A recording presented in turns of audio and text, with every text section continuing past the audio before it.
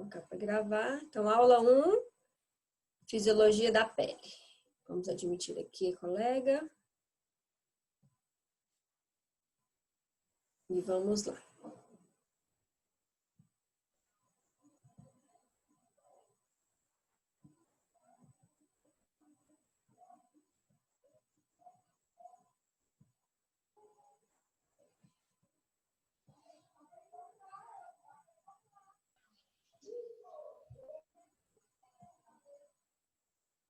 Então, vamos começar. Tô lá em cima. Aqui. Então, vamos lá. O tema da aula de hoje vai ser fisiologia da pele e seus anexos, tá? E a gente tem por alguns objetivos essa aula. Avaliar funcionalmente a pele, nomear anatomicamente as estruturas da pele, saber a função da pele e seus anexos. Então, vamos lá. Então, a gente sabe que a pele é um órgão, né? Isso a gente vê lá na biologia, né? Então, a pele é um órgão e é o maior órgão do corpo humano, né? É um órgão complexo que cobre toda a superfície corporal, tá? A gente vai observar densidades diferentes, né? Igual, se a gente for observar a palma da mão e a planta do pé, não nasce pelos, não tem anexos, né? Não tem anexos cutâneos. Então, assim, mas quando se trata da pele, ela é um órgão que vai cobrir toda a superfície corporal, com diferentes densidades em estruturas específicas do corpo, tá? Então, ela vai exercer múltiplas funções vitais, tá? Então, ela vai proteger a vida realmente. Então, ela vai proteger como proteção a agressões externas, né? E vai proteger também quanto a futuras agressões, né? Então, se a gente for lembrar do aspecto dor, né? Se você for lembrar da dor, a pele, quando vai se aproximar de uma estrutura muito quente, né? Vem o sinal de alerta e você não se aproxima daquela estrutura. Então, ela vai proteger o corpo mesmo a essas funções vitais. Ela vai tratar realmente como o maior órgão do corpo e representa cerca de 15% do peso corporal. Se a gente for observar essa fotinha aqui, já adiantando, a gente tem essas divisões, né? Nós vamos dividir a pele em epiderme, derme e hipoderme, tá? A hipo seria o tecido gorduroso, a epiderme é o tecido, é a parte mais externa, tá? Inclusive tem uma parte da epiderme que nós vamos ver agora, que ela descama, realmente são células mortas que têm que ser retiradas, tá? E a gente vai observar na derme, a derme é vascularizada, né? Então, quando a gente observa tem mais terminações nervosas, então dói mais quando vem uma ferida que atinge a derme, a gente sabe que é uma ferida mais grave, tá? Então, quando a gente for falar de epiderme e derme, para a gente saber realmente o que vai acometer, o que essa ferida ocasionou, né, de dor para esse paciente, tá? Se está sangrando, certo? Então, eu sei que atingiu a derme, atingiu um tecido mais profundo. Não sei se vocês já machucaram e aí visualiza assim a abertura da ferida e aí vê uma gordurinha. Realmente é gordurinha, é a parte da hipoderme, né? Também tem ação de proteção. Então, se a gente for observar essas estruturas da pele, a gente tem que nos ater o que vai ter em cada estrutura, tá? Para a gente saber na cicatrização de uma ferida, tá? Como que eu devo agir, tá? Aplicação de laser, tá? Então, eu preciso realmente trabalhar. O paciente com vitiligo, né? Aonde que vai estar a estrutura que ele tem deficiência, que são os melanócitos, tá? Então, eu preciso me ater realmente o que cada estrutura vai ter em sua maioria, tá bom? Então, vamos lá. Deixa eu passar isso aqui pra cá.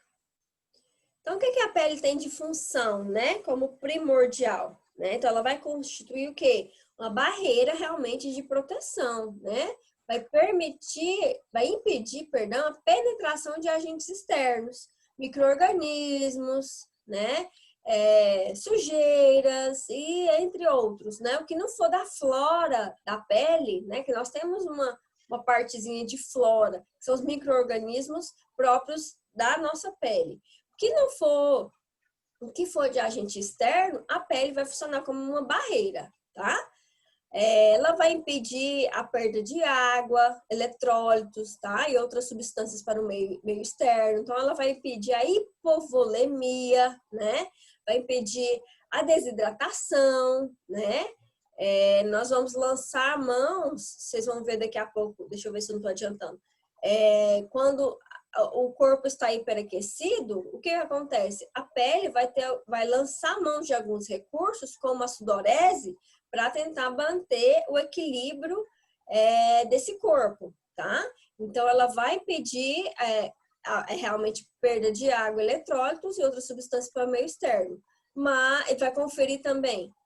Mas, se a gente for olhar aqui na frente, lá na frente a gente vai falar, a pele vai lançar a mão de algumas a gente fala de saídas, né, para fazer essa sudorese e permitir com que o corpo volte a sua temperatura de base, tá?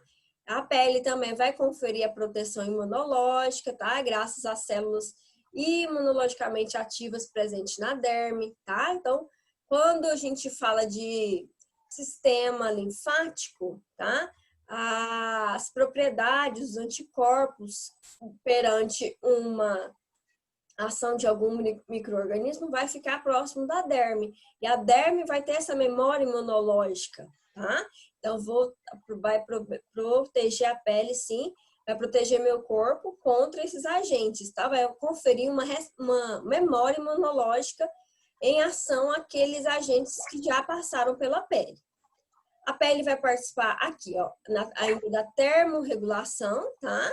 Então, por meio da sudorese, da dilatação da constrição da rede vascular, eu vou lançar a mão de meios que vão fazer com que a pele perca esse calor ou segure esse calor, né? O arrepio do frio, né? Onde os polos se dilatam, ficam mais sobressaltados. Aquilo lá é tentando manter o calor orgânico, o calor do corpo, né? O arrepio. Agora o suor, né? Quando eu perco água para o meio, eu tô lançando mão da termorregulação também. Eu tô perdendo calor para mim não atingir temperaturas elevadas, tá? Então, essa pele vai participar ainda dessa termorregulação por meio da sudorese ou dilatação ou constrição. E aí, vai fazer com que essa rede vascular cutânea, essa percepção por meio da complexa rede nervosa, tá? Então, vou perceber por meio dos sensores, né? A gente tem sensores que vão estar percebendo como que está esse meio, se está muito quente, se está muito frio. E aí, esses receptores cutâneos vão levar informação e aí vai vir a resposta mesmo de aferência dessa pele, como que essa pele tem que se comportar para manter essa termorregulação. Por fim, vou apresentar funções secretoras, né? Então, vou ter a produção de sebo, de suor, de queratina, de melanina, tudo a fim de proteger, né? Quando a gente fala da melanina, né? Que é os melanócitos, que vão conferir essa cor mais exacerbada, então, essa pele mais morena, é um efeito de proteção para a nossa pele, tá? Então, a gente vai ver que essas funções secretoras, o sebo, né, o suor, tudo é para proteger a pele. E aí, tá, mas é bom tomar banho. Sim, mas se você tomar banho excessivamente ao que é propagado, 3 banhos por dia, você tomar 5, o que vai acontecer com a sua pele? Desidratar, perder a camada protetora, né? Quando a gente desidrata, você abre fissuras e você pode sim ter se acometido desses agentes externos, tá? Então, a pele tem sua função e funções muito importantes, tá? Para manutenção do equilíbrio orgânico do corpo. Então, quando a gente fala das camadas da pele, a mais superficial é a epiderme, tá? Ela é constituída do epitélio. Se vocês forem lembrar lá da histologia, o epitélio estratificado pavimentoso queratinizado, tá? Então, ela vai ter essa composição de queratina, de queratinócitos, e os queratinócitos vão representar cerca de 90 a 95% dessas células epidérmicas, tá? Elas ainda vão conter os melanócitos, as células de Langermann, as células de Merkel. O que seriam essas células? São células que vão apresentar, vão vir, né, elas vão ser secundárias ao processo da medula espinhal, né? Então, ela vai guardar, elas vão formar fibroblastos, tá? Então, vai participar dessa estrutura dessa epiderme, tá? Então, a epiderme é a camada mais superficial, tá? E o epitélio dela é o estratificado pavimento queratinizado. Contém muita queratina a epiderme, tá? Então, quando a gente fala de epiderme, se a gente for olhar aqui, ó, vamos passar só um pouquinho mais à frente, nessa foto. Se a gente for olhar nessa foto, a gente vai ter algumas camadas da epiderme. Aqui só estou falando de epiderme. Quando a gente volta para esse extrato córneo, aqui vão ter células que elas estão mortas, né? São células que já se desgastaram, tá? Então, quando a gente fala de esfoliação de pele, remover a camada morta da pele, é isso, é retirar esse extrato córneo, tá? E geralmente tem que ser feito de 15 a 30 dias, certo? Então, realmente, para dar renovação celular, para a gente ter mais contato com essas outras camadas que são mais viçosas, são mais protegidas, eu tenho que tirar realmente esse extrato córneo, tá? Que é essa camada constituída de células mortas mesmo, da epiderme. Tá? Então, voltando para o início da membrana basal, vamos lá.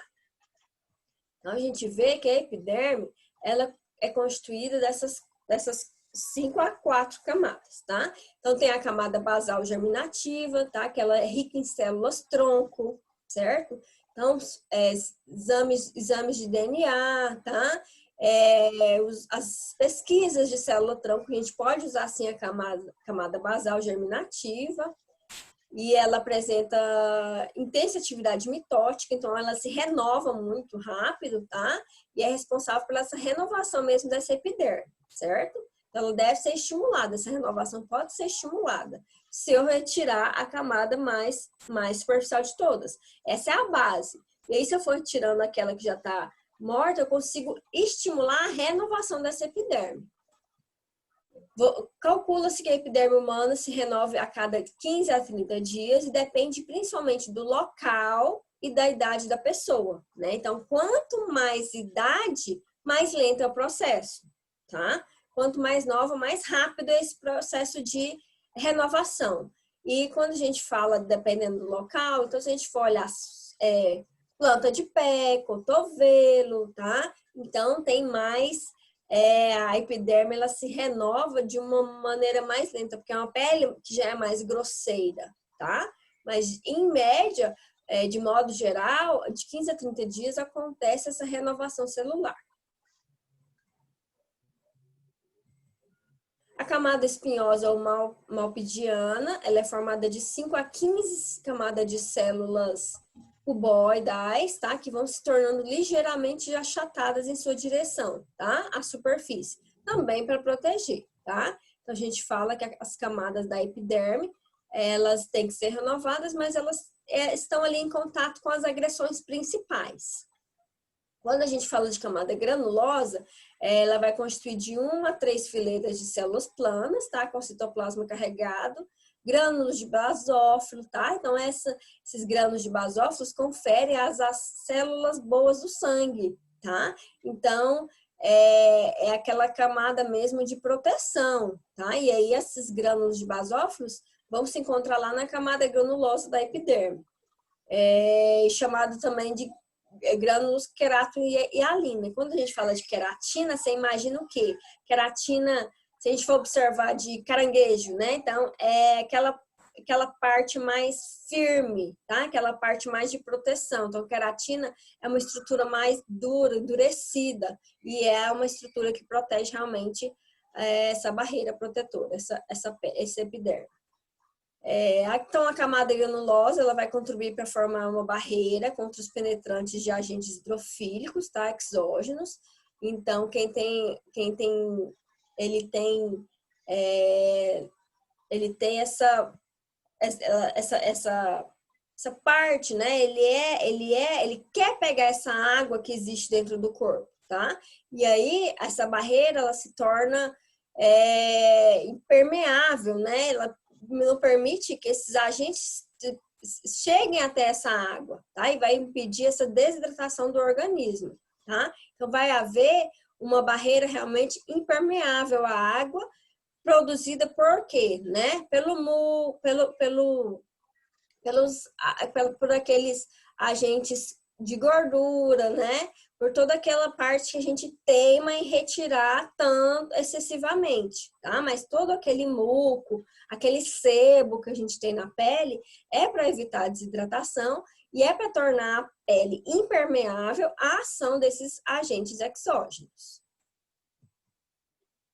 Então, novamente, essa camada córnea, que é a mais superficial, ela tem uma espessura variável dependendo do local, tá?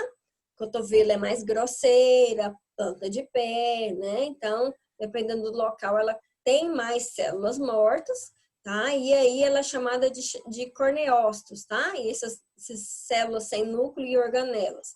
Ela deve ser retirada, sim, a cada 15, 30 dias, por meio da esfoliação, tá? Então, a esfoliação ela deve ser feita para haver sempre renovação dessas células, tá? Então, retira esse extrato córneo e vai se estimular todas essas outras camadas que a gente já citou. Os melanócitos, né? Então, quando a gente observa ao final, se a gente for observar essa foto aqui, ó, tá vendo? Então, tem a barreira da epiderme e a barreira da derme. Então, no encontro das duas, localizada na epiderme, nós vamos encontrar o melanócito, que vai conferir a coloração da pele, tá? O que é importante, né? Então, elas são responsáveis pela produção da melanina, que vai representar um importante filtro endógeno contra os efeitos danosos dos raios ultravioletas. Então, quando se tem defeito, por exemplo, de albinismo, vitiligo, né? Vocês já viram o que é vitiligo?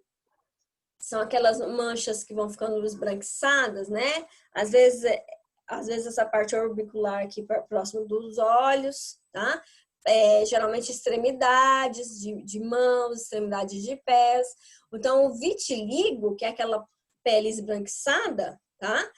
O defeito acontece aqui, a perda dos melanócitos, tá? Então, eles vão ficando defeituosos e aí vai perdendo esse filtro endógeno, tá? Vai perdendo esse filtro endógeno e vai perdendo o efeito contra os raios solares, tá? Os raios ultravioletas, tá? Então, os melanócitos estão localizados ao final aqui da epiderme, certo? E ele é importante por isso, ele é importante para proteger a pele dos raios ultravioletas, tá? Quando a gente vai aplicar laser, nós vamos ver na aula de laser, nós temos que nos ater à cor da pele, tá? Quanto mais moreno, quanto mais escurecido, maior a absorção do raio, tá? E se ele não for calculada a frequência direitinho, pode vir a ter queimaduras nessa pele, tá? E aí a gente observa um tecido lesado, isso não pode acontecer em nenhuma ação com laser, tá? Então a gente tem que agir porque os melanócitos vão ser a defesa. E o laser é uma foto, né? É uma fototerapia. Então, eu tenho que vencer os melanócitos, mas eu também não posso sobrecarregar a ponto de lesar esses melanócitos, tá? Se a gente observar, então, os melanócitos estão na epiderme e eles vão agir com essa proteção contra os raios ultravioletas, tá? Do sol. Então, vamos lá. Lembrando que não é só sol que tem raios ultravioletas, tá? Até a lâmpada da nossa casa, ela tem essa ação danosa. Também temos que falar sobre os anexos cutâneos, tá? Então, são estruturas que vão formar o quê? O folículo pilosebáceo, glândulas sudoríparas e as unhas, tá? Então, elas vão ser estruturas que vão ser modificadas da epiderme, ainda na vida embrionária, tá? Então, vão gerar isso, folículo pilosebáceo, as glândulas sudoríparas e as unhas, tá? Eles são ricos em quê? Daqui a pouco nós vamos falar sobre colágeno, mas eu vou começar agora. Os anexos são ricos em colágeno. Só que, se a gente for observar, várias estruturas do corpo têm colágeno, né? Então, quando a gente observa que o organismo tem que doar esse colágeno que a gente ingere por meio de uma proteína animal, se a gente for observar que o organismo tem que manter tudo isso com colágeno, os sistemas, né, a pele, os ossos, os ligamentos, tudo precisa de colágeno. O que ele vai escolher, né? Ele vai deixar por último, para suprir de colágeno, as unhas, o cabelo, tá? E esses folículos dos sebáceos. Por quê? Porque ele entende que os anexos não são prioritários para a vida, né? Então, quando a pessoa já está com o cabelo caindo, a unha muito quebradiça,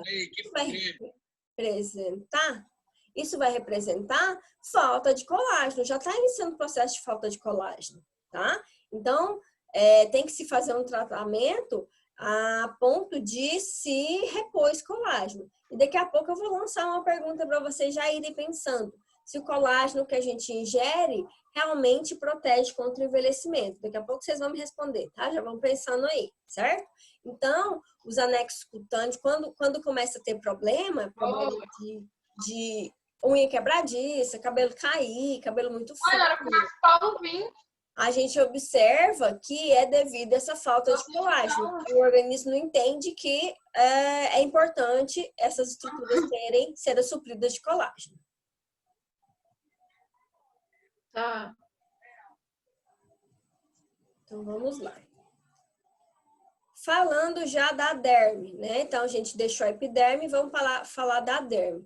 A derme, ela é rica em tecido conjuntivo, tá? Onde se apoia a epiderme e vai fornecer a proteção para essa epiderme, tá? Ela vai proteger, vai ser base dos anexos cutâneos, vai possuir plexos vasculares e neurais, tá? Então, ela é rica em quê? Terminações nervosas livres, né? Então, quando eu atinjo a derme, tem dor, é profundo, né? Sangra, tem os plexos vasculares, os plexos neurais, tá? Então, a derme, ela é mais complexa do que a epiderme, certo? Mas ela vai servir de base para essa epiderme.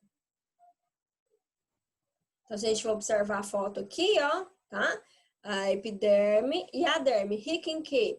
Rica em plexos vasculares, tá? Corpúsculo de Pacini, quem lembra o que é corpúsculo de Pacini, tá? Então, se a gente for lembrar dos receptores sensoriais, seria o receptor de pressão, tá? Meissner, de temperatura, tá? E assim por diante. Então, se a gente for observar, essas estruturas estão mais localizadas na derme, tá? Então, é importante para quê? Para proteção realmente do corpo, né? Eu não senti muito calor, eu fugi de uma estrutura muito quente, uma vibração muito agressiva, tá? Então, eu vou estar protegendo o meu corpo devido à vascularização e à sensação dessa derme que é maior do que a epiderme. Ela é mais rica, ela é mais complexa.